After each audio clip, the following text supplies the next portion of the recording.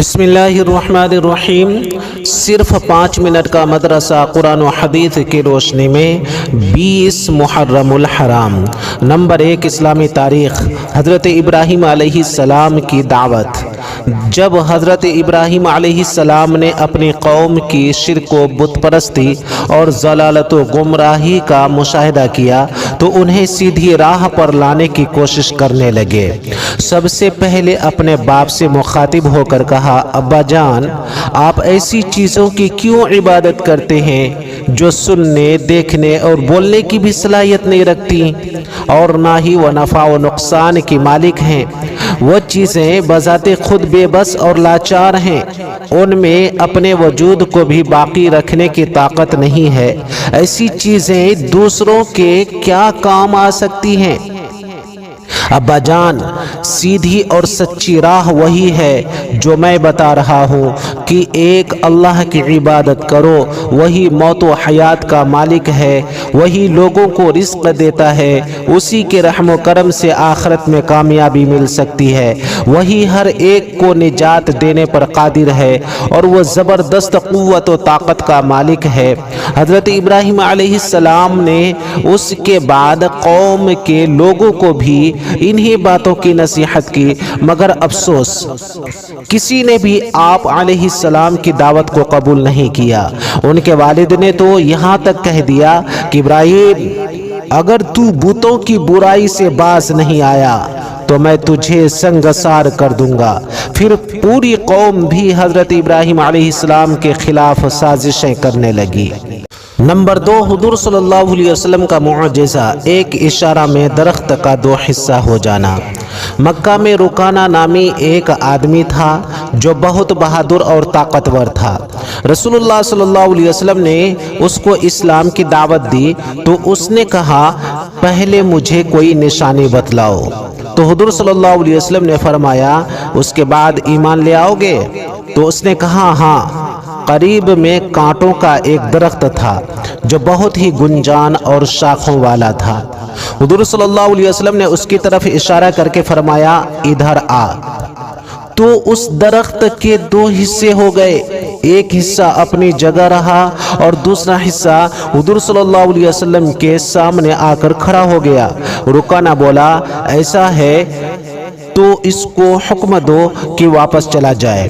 تو حضور صلی اللہ علیہ وسلم کے اشارہ پر وہ واپس چلا گیا۔ جب وہ دونوں حصے آپس میں مل گئے تو حضور صلی اللہ علیہ وسلم نے رکانہ سے کہا، ایمان لے آؤ، لیکن وہ ایمان نہیں لایا۔ دلائل النبوہ للاصفہانی۔ نمبر 3، ایک فرد کے بارے میں اپنے گھر والوں کو نماز کا حکم دینا۔ قرآن میں اللہ تعالیٰ فرماتا ہے، آپ اپنے گھر والوں کو نماز کا حکم کرتے رہیے اور خود بھی نماز کے پابند رہیے۔ ہم آپ سے روزی طلب نہیں کرتے، روزی تو آپ کو ہم دیں گے اور اچھا انجام تو پرہیزگاری ہی کا ہے۔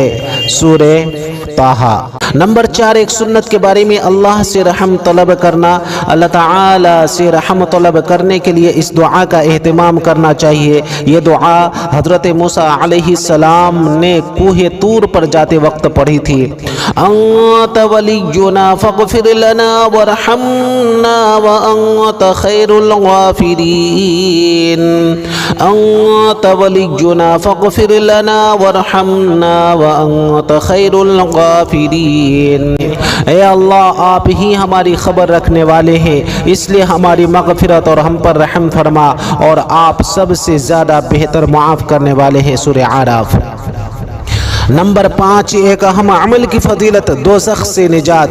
رسول اللہ صلی اللہ علیہ وسلم نے فرمایا، جب تم مغرب کی نماز سے فارغ ہو جاؤ تو 7 مرتبہ یہ دعا پڑھ لیا کرو، اللہم اجرنی من النار،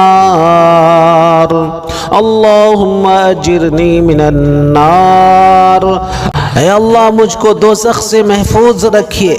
جب تم اس کو پڑھ لو اور پھر اسی رات تمہاری موت آ جائے تو دوزخ سے محفوظ رہو گے، اور اگر اس دعا کو 7 مرتبہ فجر کی نماز کے بعد بھی پڑھ لو اور اسی دن تمہاری موت آ جائے تو دوزخ سے محفوظ رہو گے۔ ابو داؤد۔ نمبر 6، گناہ کے بارے میں جھوٹی تہمت لگانا۔ قرآن میں اللہ تعالیٰ فرماتا ہے، جو لوگ مسلمان مردوں اور مسلمان عورتوں کو بغیر کسی جرم کے تہمت لگا کر تکلیف پہنچاتے ہیں تو یقیناً وہ لوگ بڑے بہتان اور کھلے گناہ کا بوجھ اٹھاتے ہیں۔ سورہ احزاب۔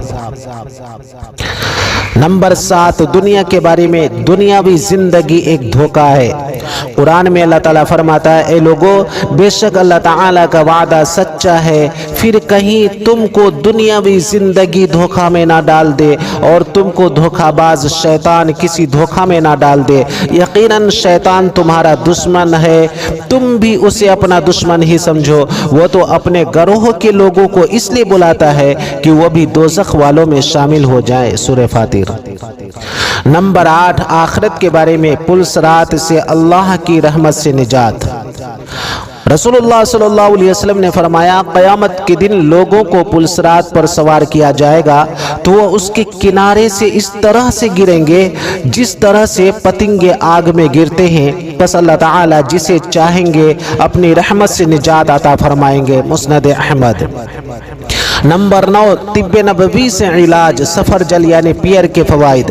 حضرت طلحہ رضی اللہ تعالی عنہ فرماتے ہیں کہ میں رسول اللہ صلی اللہ علیہ وسلم کی خدمت میں حاضر ہوا تو آپ صلی اللہ علیہ وسلم کے دست مبارک میں ایک سفر جل یعنی بہی تھا۔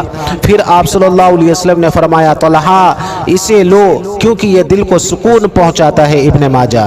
نمبر 10، نبی پاک صلی اللہ علیہ وسلم کی نصیحت۔ رسول اللہ صلی اللہ علیہ وسلم نے فرمایا، میری طرف سے دین کی بات لوگوں کو پہنچاؤ اگرچہ ایک ہی آیت ہو۔ بخاری شریف۔